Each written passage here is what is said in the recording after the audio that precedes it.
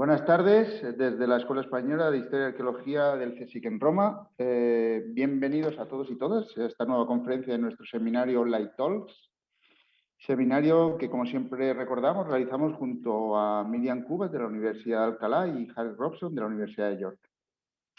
En la parte técnica, siempre detrás del ordenador, está Matteo Benati, y en la organizativa los compañeros del CSIC en Roma, que llevan las redes sociales, Esther Barrondo y Valeria Biolchini. A su director también y codirectora, Antonio Pizzo y Elena García.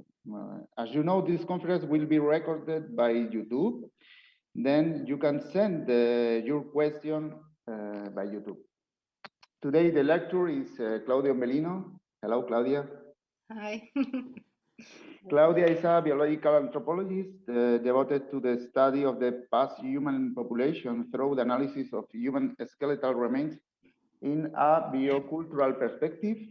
She is an assistant professor in the Department of Life Science at the University of Coimbra in Portugal. She has performed numerous paleobiological analysis of human skeletal series with diverse chronologies from Mesolithic to modern period. And now your current research interest mainly concerns the dietary reconstruction, paleopathology, and the mobility patterns of past human communities through a stable isotopic analysis, particularly from the Mesolithic and Neolithic periods. Cláudia, you have around 45 minutes. Okay. Thank you for your conference. Thank you so much for inviting me, and it's really a pleasure being here. On this talk, I will address the burial practice of the late Mesolithic in the Portuguese territory based on the human remains recovered from the Mu Chalmidans, with a particular focus on Cabeço da Amoreira Chalmidan, where we have been carrying out archaeological excavations on a regular basis since 2008. The Mu Chalmidans are located in the Tagus estuary at a short distance from the left edge of the Tagus on the banks of its tributaries, namely the Muge and Magus rivers, at approximately 60 kilometers northeast from the river mouth in Lisbon. Of the 13 Chalmidans recognized so far on the lower Tagus Valley, Moita de Sebastião and Cabeço da Arruda and Cabeço da Amoreira are the best known and the ones from where more human burials were identified.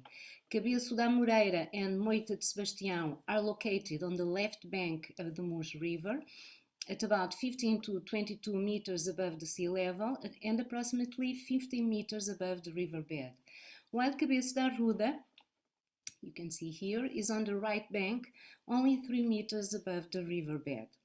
This more inland location reflects a change in settlement dynamics and technological systems that took place around 8,200 BP, Cal BP, with the beginning of the Atlantic climatic phase, compelled by climatic constraints such as the early Holocene sea level transgressions, the continuous decrease of the upwelling intensity observed from pre-boreal to early Atlantic times, roughly between 9,400 and 8,200 BP, that induce a strong decrease of marine resources in coastal areas, and by the occurrence of 8,200 cold event characterized by a rapid sea level rise that change coastal morphology and cause more dry atmospheric conditions that severely decrease riverine discharge of nutrients to the coast. This decrease in the available coastal resources, such as fish and shellfish, apparently led to the abandonment of the small coastal settlements that characterized the pre-boreal and boreal periods and led to the occupation of more protected and stable inland riverine environments rich in a large spectrum of food resources. These large accumulations, okay.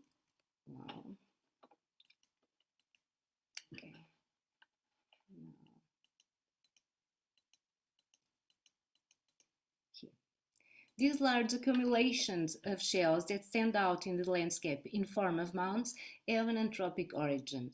Besides shells, mostly of Cerestoderma edu, cockles, and Scrubicularia plana, the peppery furrow shell, lithic artifacts and fauna remains were retrieved, and more importantly, from a bioanthropological perspective, these mounds have also served as burial grounds, with the recovering of several human skeletal remains.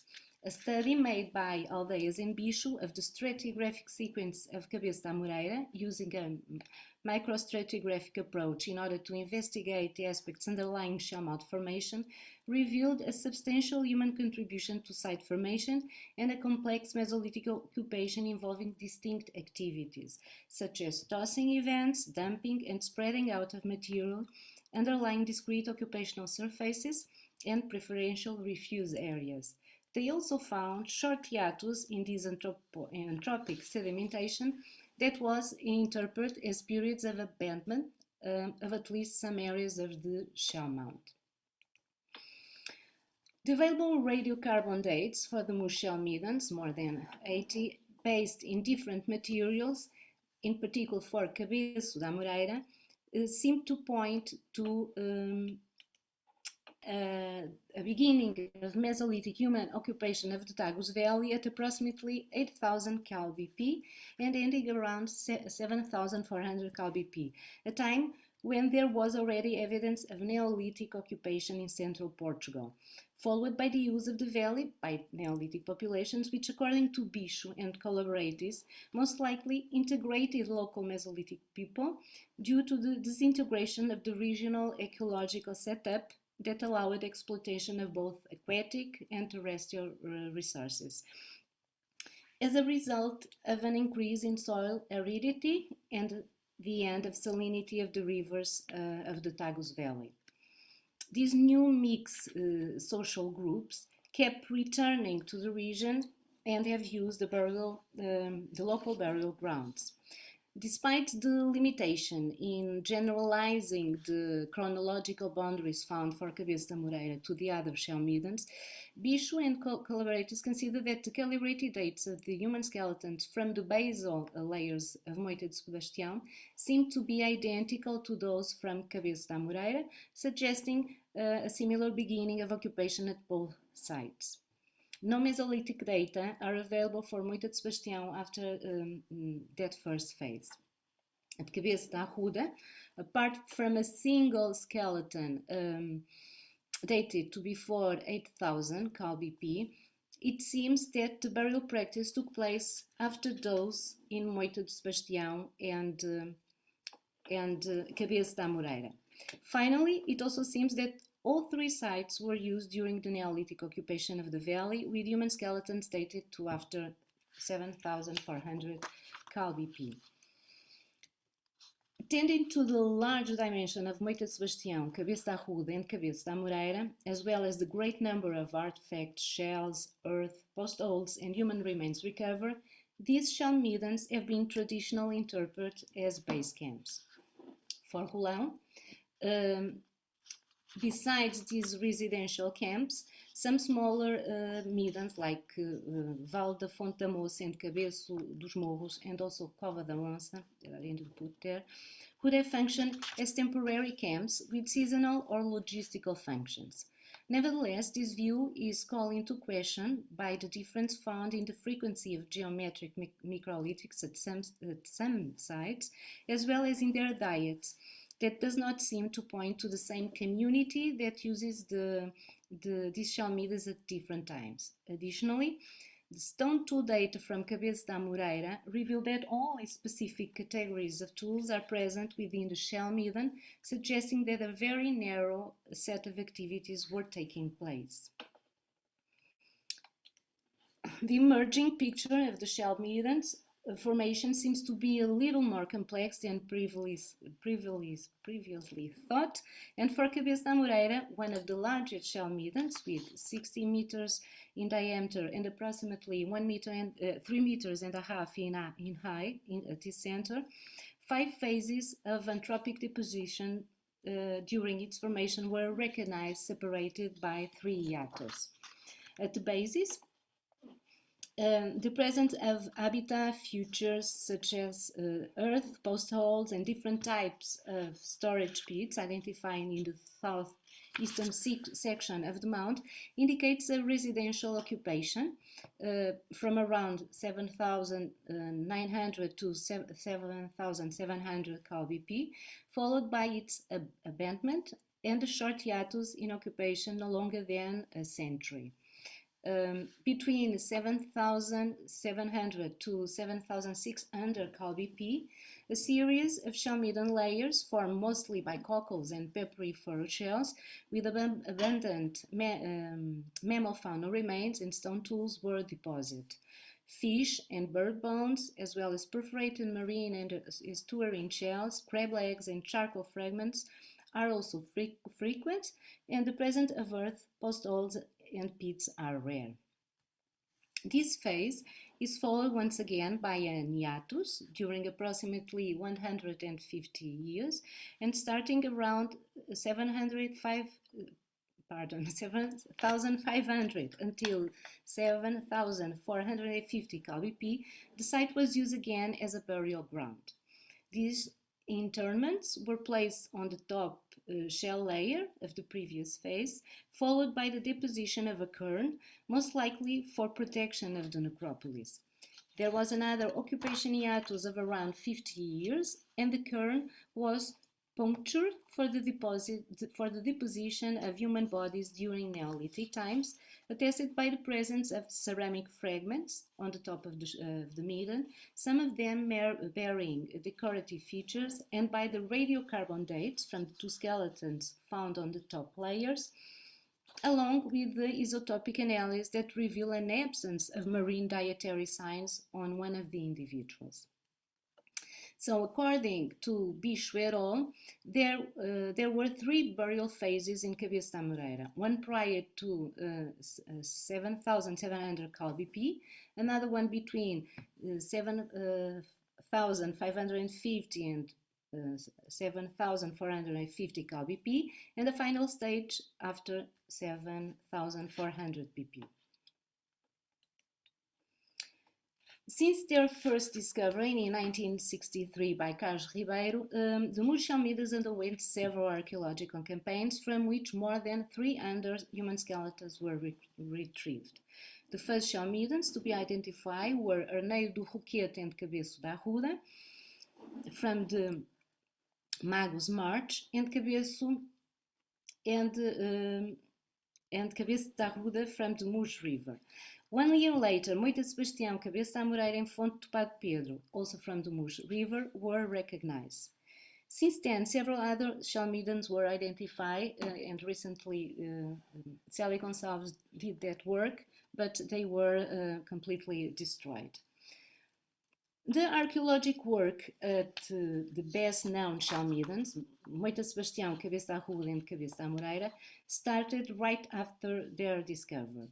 In the 19th century, under the direction of Carlos Ribeiro, Pereira da Costa, Paulo Oliveira and Nery Delgado. After, later in the 1930s, Mendes Correia resumed his work in Cabeço da Arruda and Cabeço da Amoreira.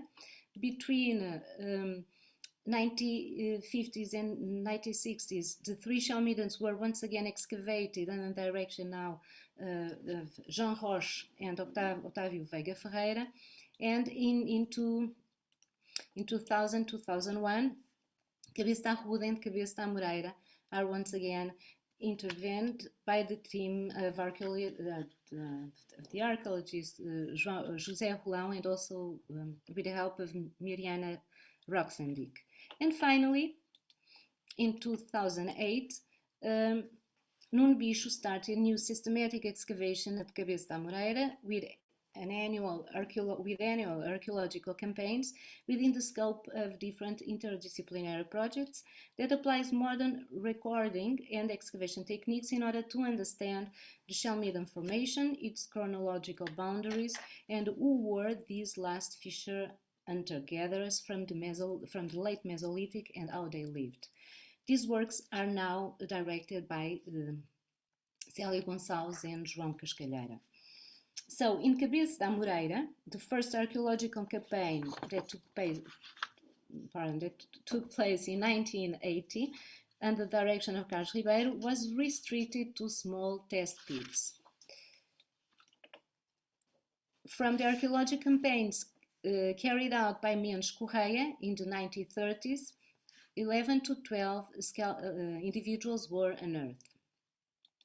And from the excavation made by Jean Roche and Otávio Veiga Ferreira, 17 human burials were recovered. In the year of 2000-2001, José Rolão and Miriam Roxandic exhumed 4 more individuals, 4 long bones that belonged to a newborn, a child with an age of death of approximately 4 years old, and human remains from a probable female adolescent with 18 to 20 years old and from an adult male. From the work started in 2008, a total of 5 human burials were recovered from different stratigraphic contexts within the mound. So thus, so far, 37 human skeletons have been recovered from Cabeço da Amoreira. The human burials retrieved from Moor shell middens are primary burials, mostly individual ones, and the individuals were predominantly buried in a supine position with different orientations, with the lower limbs flexed, presenting different positions, as you can appreciate here. Recently, Rita Peruteu-Sterna, in her PhD work on death in Mesolithic, or the mortuary practice of the last hunter-gatherers of the southwestern Iberian Peninsula, in 2016, covered the burial practice at Moita de Sebastião and Cabeço da Arruda shell middens. Based on field records such as photographs, simple sketches, written documentation from field notes and from monographs and articles derived from the archaeological excavations that took place from the 19th century to the 1960s, Peruteu-Sterna sought to reconstruct and define the central practice and gestures involved in the treatment of the dead. The archaeochronological analysis performed on 34 human remains of Moita de Sebastião and 15 from Cabeço da Arruda revealed a general similarity of the burial practice, with the cadavers placed in individuals' grave features while retaining their anatomical integrity, that were immediately covered with sediment, providing a fill space of decomposition. The bodies were lying on the back in pits, somehow adjusted to the size of the cadaver in the planned burial position. The upper limbs were placed close to the body in various arrangements, and the hands were placed in front of the upper body in variable positions. The lower limbs were normally in flexion at the hips and knees, but rarely in front of the trunk, and often the lower limbs were in contraction and the knees were directed forwards or alternatively directed towards one side. In these cases, the feet were placed in a forced position towards the buttocks. According to Peruteu-Sterna, the constrained positions of the lower limbs were most probably maintained by the physical limits of the grave, which provided support and kept the limbs clamped together. She also refers, for Moita de Sebastião, that in some cases there are clear indications of preparation of the graves, notably by the arrangement of headrests made of sand and the inclusion of shells before the placement of the cadaver in the grave.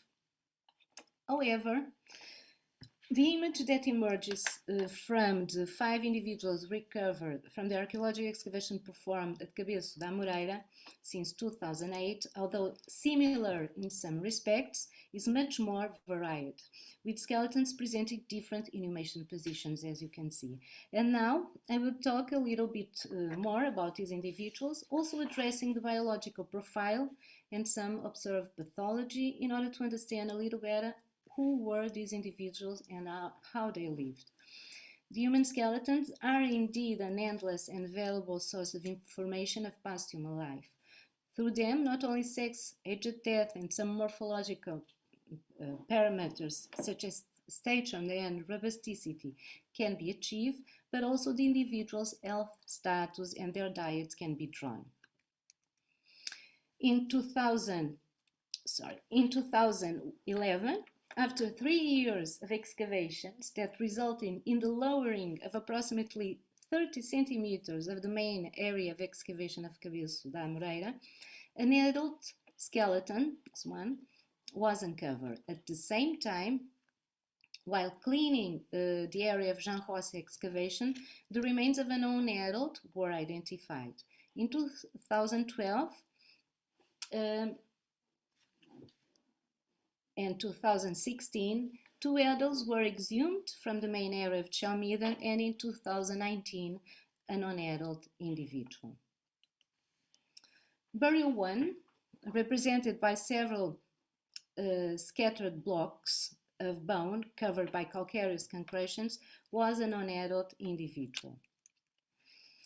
The right tibia and fibula are preserved in articulation in a block. There is another one with the left scapula with rib fragments associated in its anterior view and what it looks like to be end bones.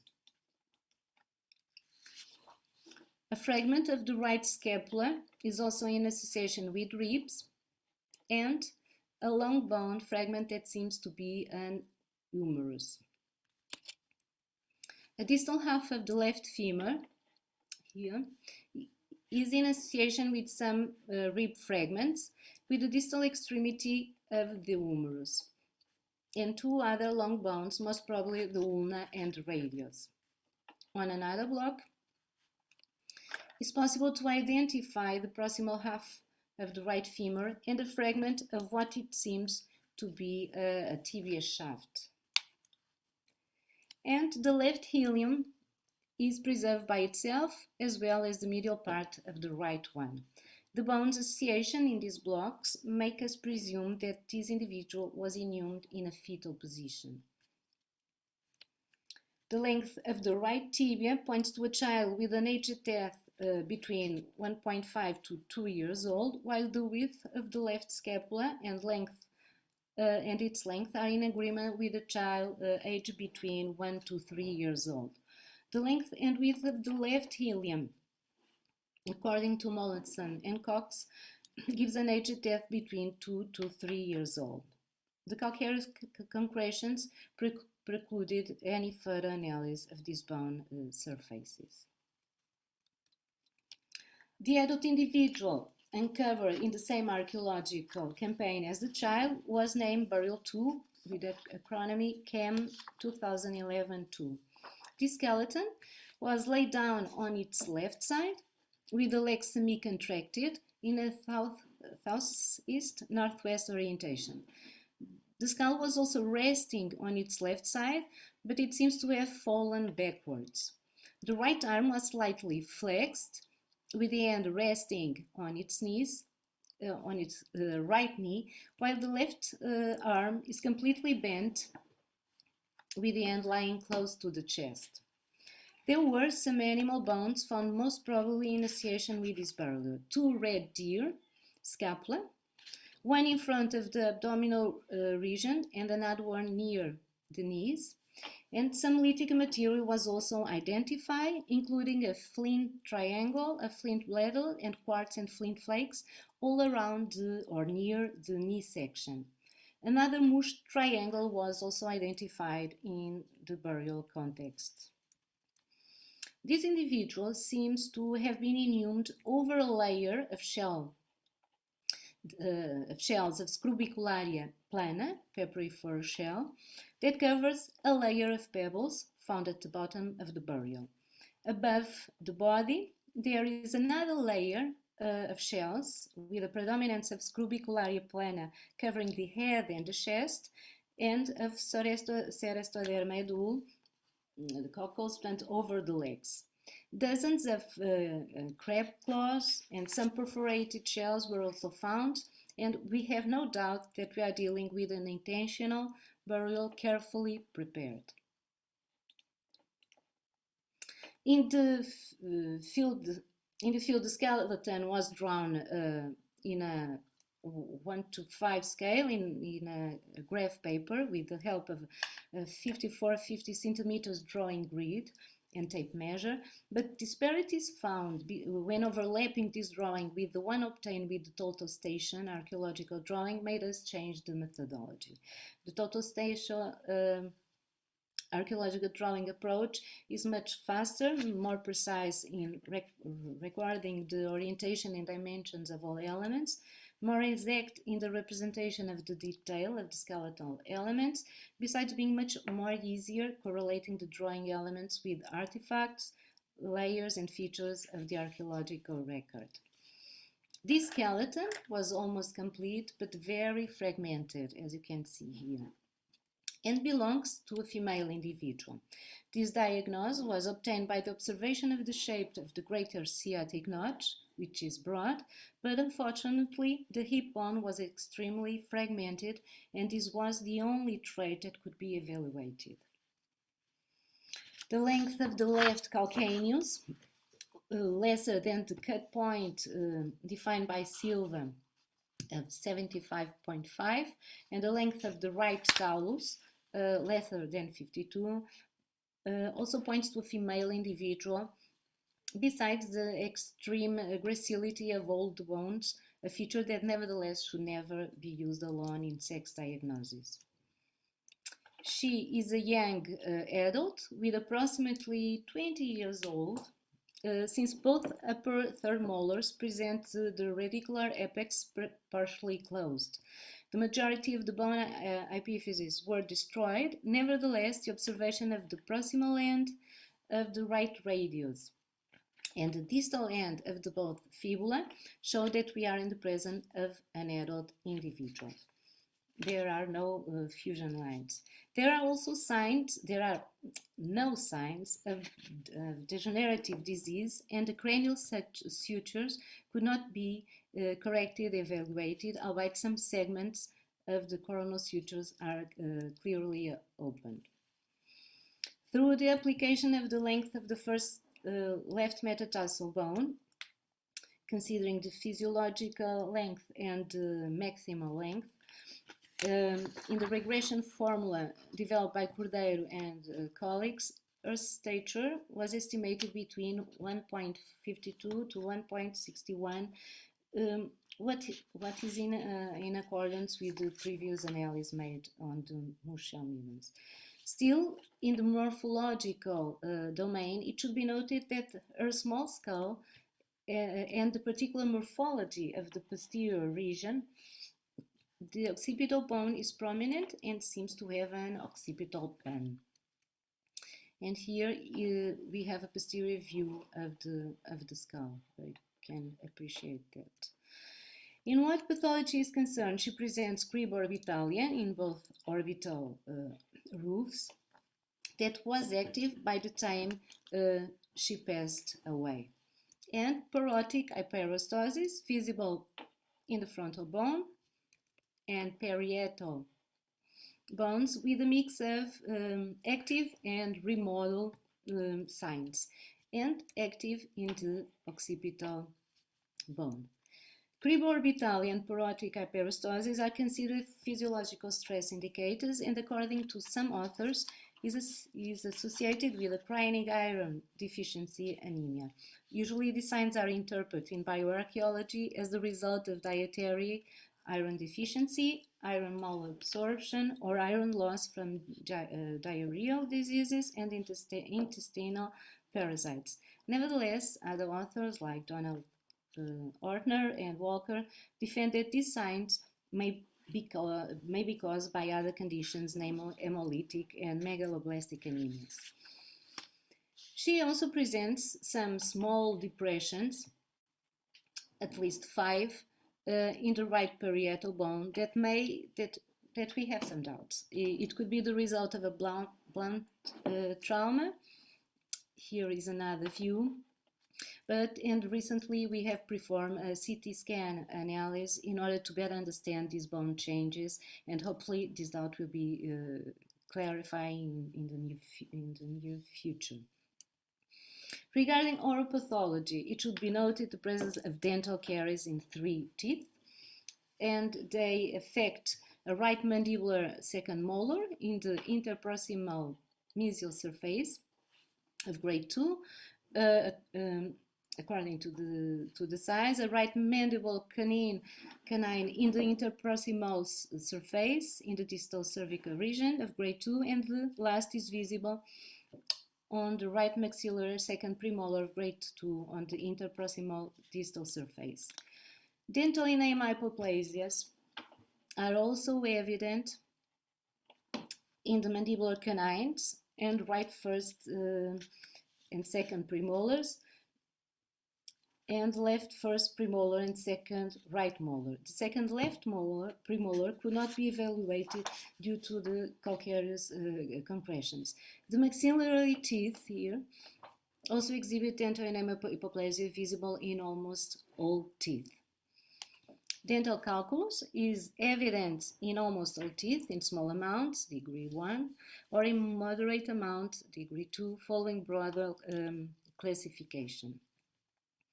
Dental wear, according to Smith scale, is moderate, what is in accordance with their age at death. In the mandible, predominates grade 4 in all the teeth except the second premolars and the second left molar with grade 3. For the right second molar, this condition could not be evaluated due to the presence of calcareous concretion, and the tooth is not here. In the maxilla, there is also a predominance of grade 4 in most of the teeth, except the right premolars, left second premolar, second molars with grade 3 and grade 2 in the third molars. That was expected. In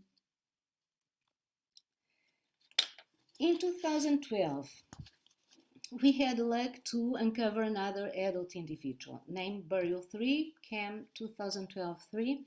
He was inhumed in fetal position with a southwest-northeast orientation. He is lying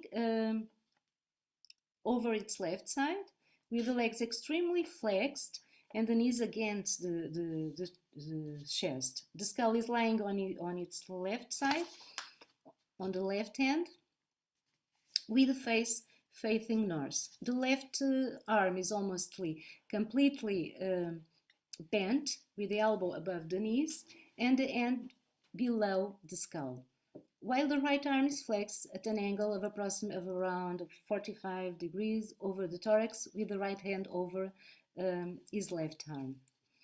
A total station drawing was made, and once again most of the bones from the skeleton were recovered, but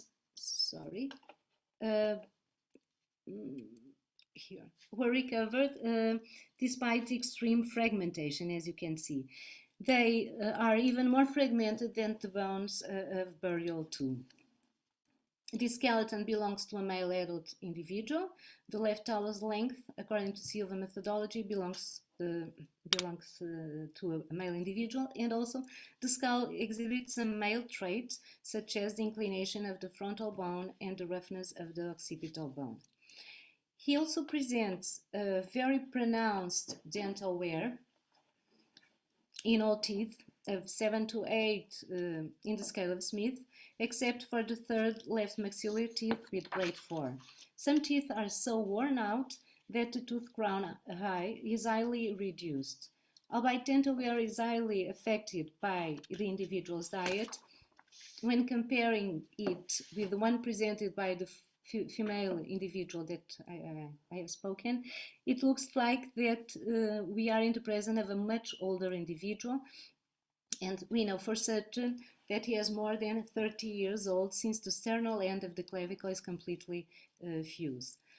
But the existence of besides the pronounced dental wear, the existence of osteoarthritis signs evident in the vertebral column as well as in the foot and right elbow make us think that we are dealing with an individual with more than 40 years old, probably older than 50.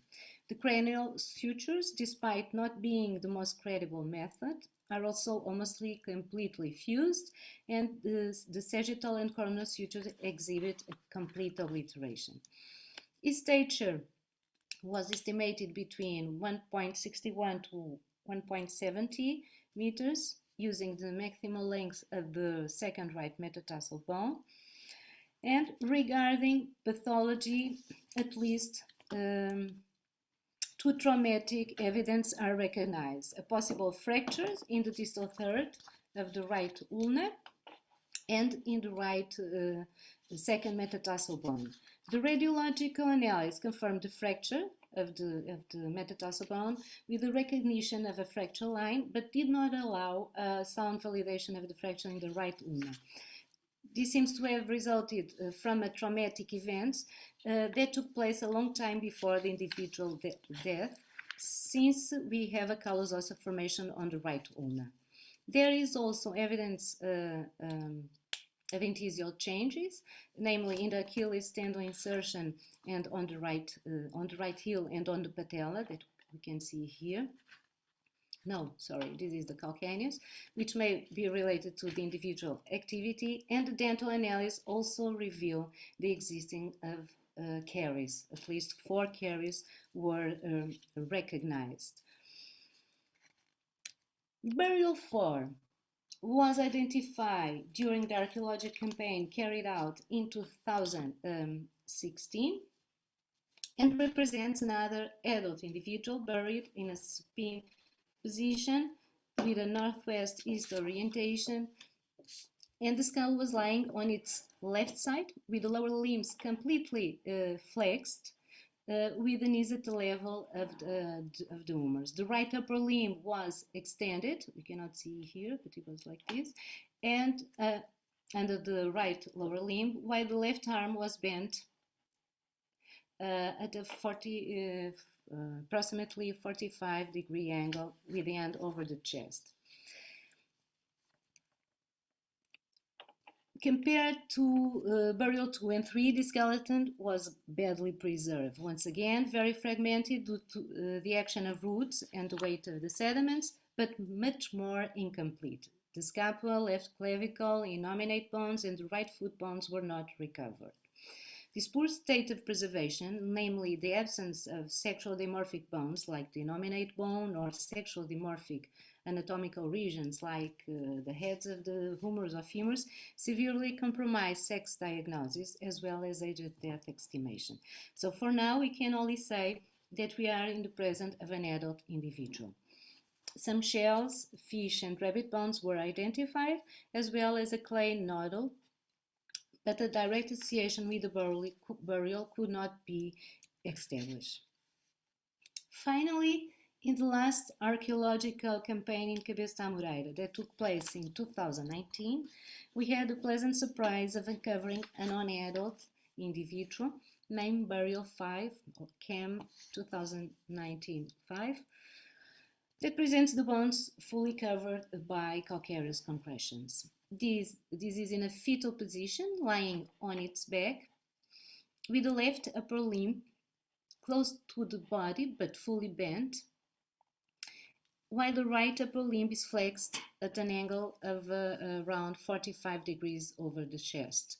It's here, beneath here, and you cannot see it. The lower limbs are fully bent over the upper limbs and the chest. The skull has fallen and is lying on its left side over the lower limbs, with the face facing northeast. Most probably, this individual was wrapped with perishable material to secure this so flexed position. A perforated shell was identified in the burial sediments, and there was a lithic that you can see here over the left parietal bone. The dental tooth development and eruption points to an individual with 10 to 12 years old, since the second permanent molar is in the process of eruption, but the individual still has a mixed dentition. When comparing the burial practice of these individuals, is clear a great variability in the inhumation positions and the richness of burial too, when compared to the other burials, may be interpreted as the outcome of some social inequality. Burial 2 was carefully prepared, with goods included, and clearly some attention was given to the funerary context of the inhumation of this young female. Unlike those of the female, the funerary rituals of the older individual, burial 3, were considerably different. There is no bed shells and no funerary goods buried with the body. And the same happens also with burial 4. So we have very different treatments in these burials. And the big question now is, are these differences related to sex or age of death, or are just a reflection of a different social status? Unfortunately, the available data from the other hundreds of burials excavated during the last 158 years are not detailed enough to allow any inference about social differentiation. Therefore, the discovery of new skeleton is needed in order to shed some light on this issue. And I finished. And thank you very much for your attention.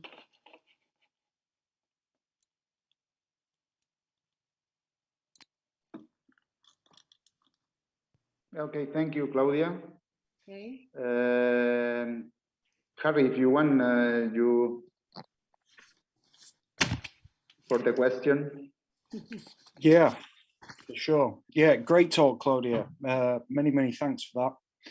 It's always nice to see reanalyses of new materials from such a important site for the Mesolithic as well as the Neolithic, and interesting as well because it's shell middens, which I'm particularly interested in, and I'm sure many others are as well. So yeah, I've got a few questions. I'm not sure if there are many people who have asked questions on the chat, but I'll also check that as we go.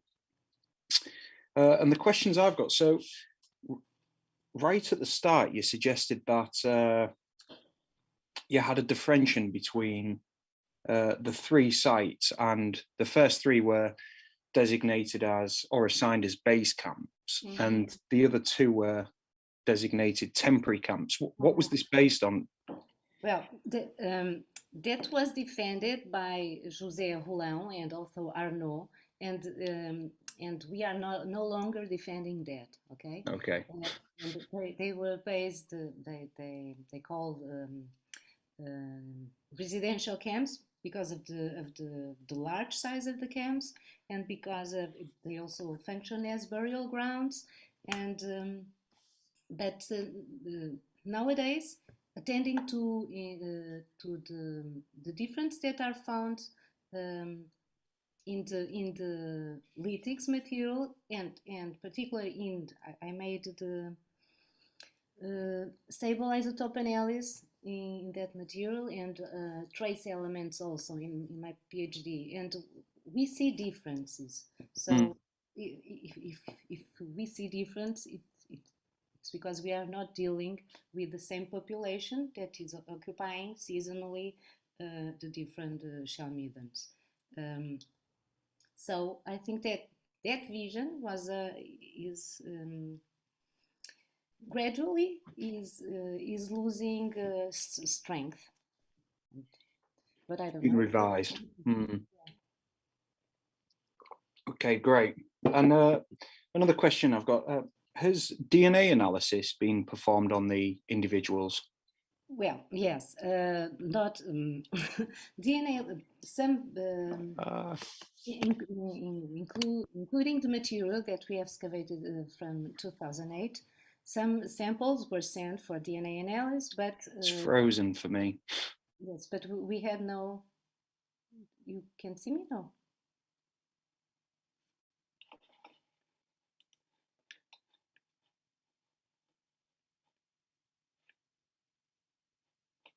Yes, I think Harry lost the connection. Okay.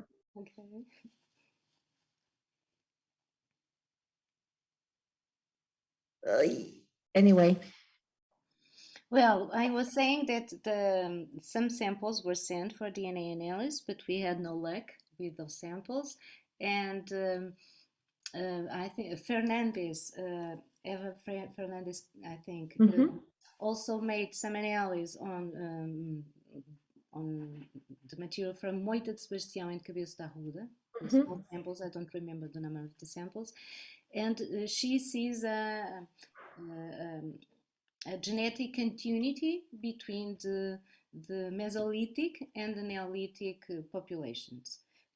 The Neolithic populations are exogenous groups that come from the Mediterranean, but apparently the last Mesolithic populations or communities had some interaction with the Neolithic population that have arrived, and so that's why they are seeing that genetic continuity. That study is also based on DNA analysis that were performed. I think it was it was not well, I don't remember the name, but it was performed by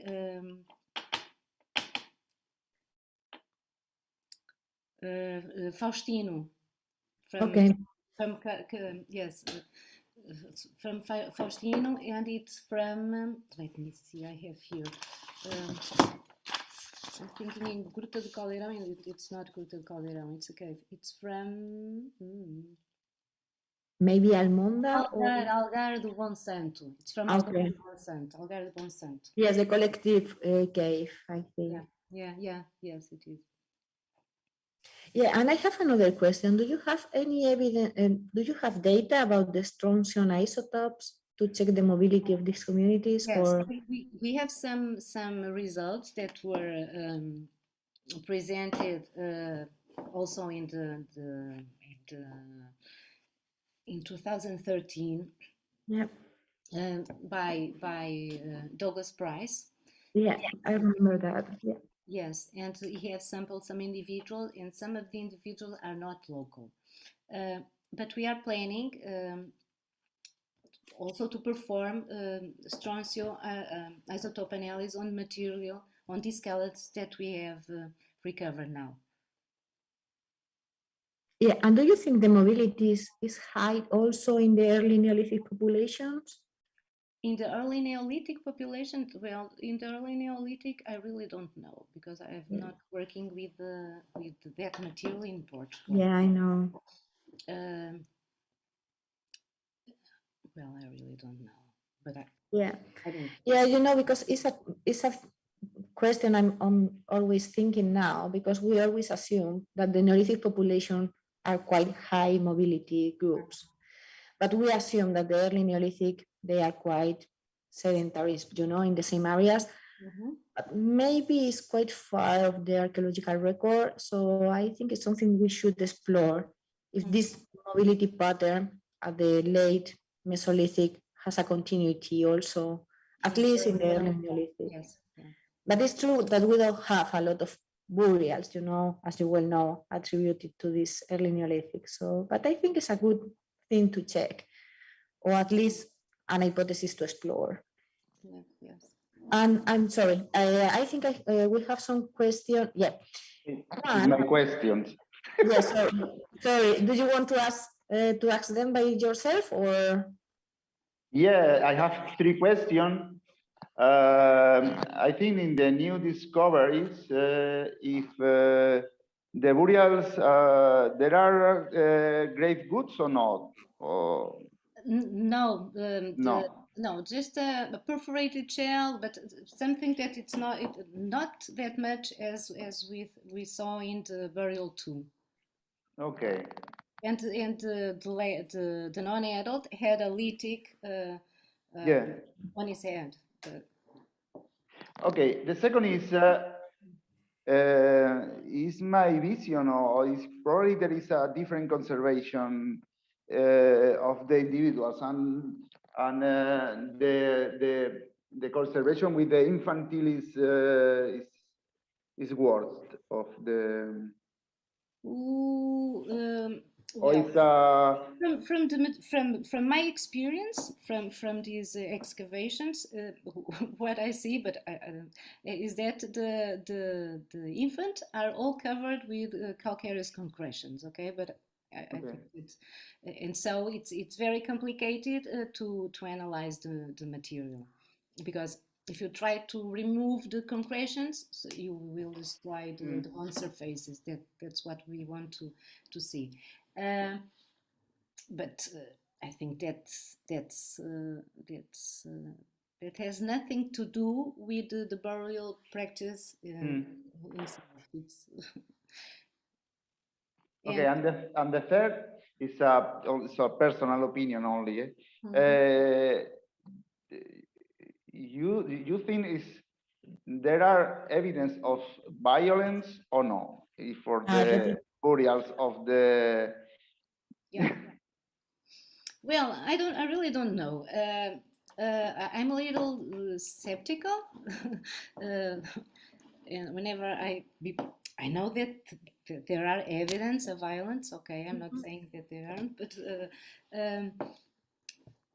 but from the material that we are seeing, well, there is in Serviços Geológicos e Mineiros individual from Moita de Sebastião that has a